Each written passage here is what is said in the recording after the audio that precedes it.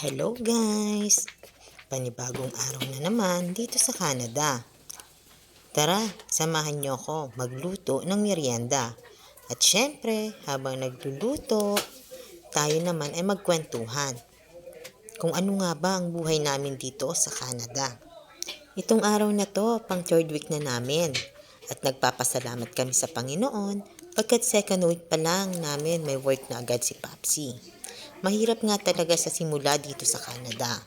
Kaya kailangan talaga ng sipag at tiyaga at maraming dasal. At alam ko marahil sa inyo makaramihan nagtatanong sa isip, ba't nga ba kami umalis sa Pilipinas?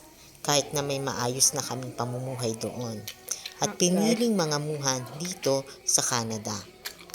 Pero isa lang naman ang sagot dyan para sa akin, para magkasama-sama kami habang nagtatrabaho si Papsi at para sa mga bata, para sa kanilang future.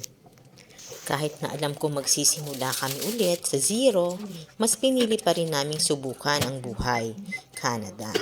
Pagkat mas mahirap magsisi sa huli dahil hindi namin sinubukan. Sa ngayon, nakikita ko namang okay kami dito. Si Riley, nagsimula na siyang pumasok pagdating pa lang namin first week dito sa Canada. Siya ay nakapasok sa exclusive school for boys, sa Brebeuf School Secondary School. Akala ko nga pang college na yung school na yun. Yun pala, pang grade 9 hanggang grade 12. Si Noah naman, nasa primary school pa kahit na high school na dyan sa Pilipinas.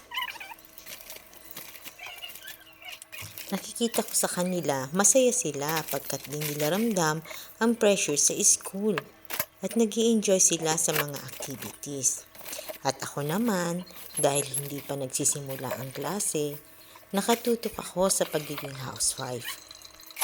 Gigising ng 4 o'clock ng umaga para ipaghanda si Papsi ng agahan at baon nila.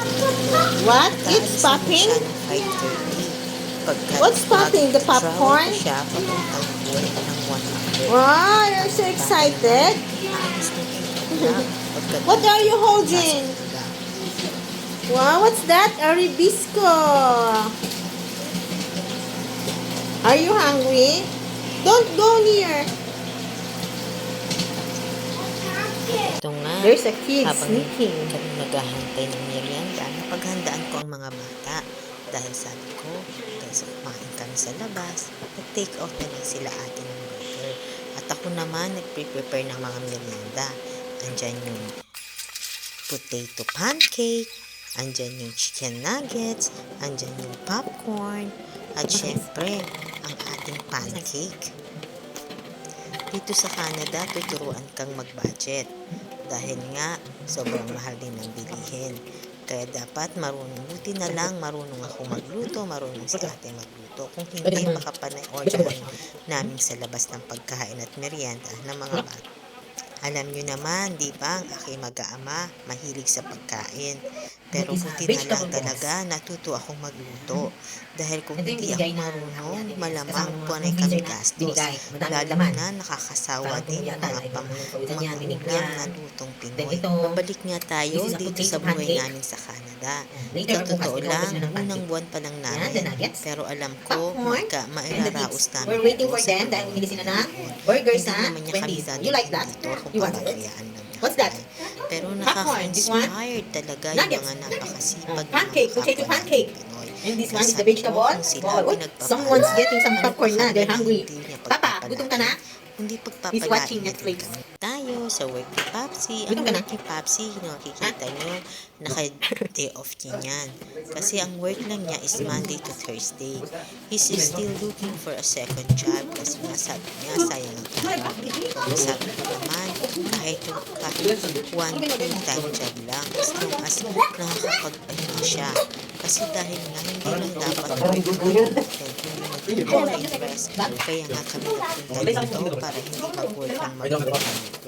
Kasi dito, ang mga tao pantay-pantay. Walang mga mayayaman, walang mahirap, walang mga nasa taas, walang nasa baba.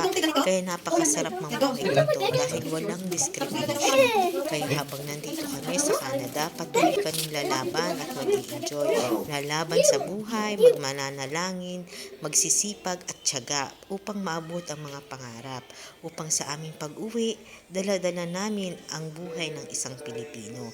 Buhay na Pilipino na nakikitaan ng sipag at tiyaga sa anumang bansa, sa anumang panig ng mundo mapunta.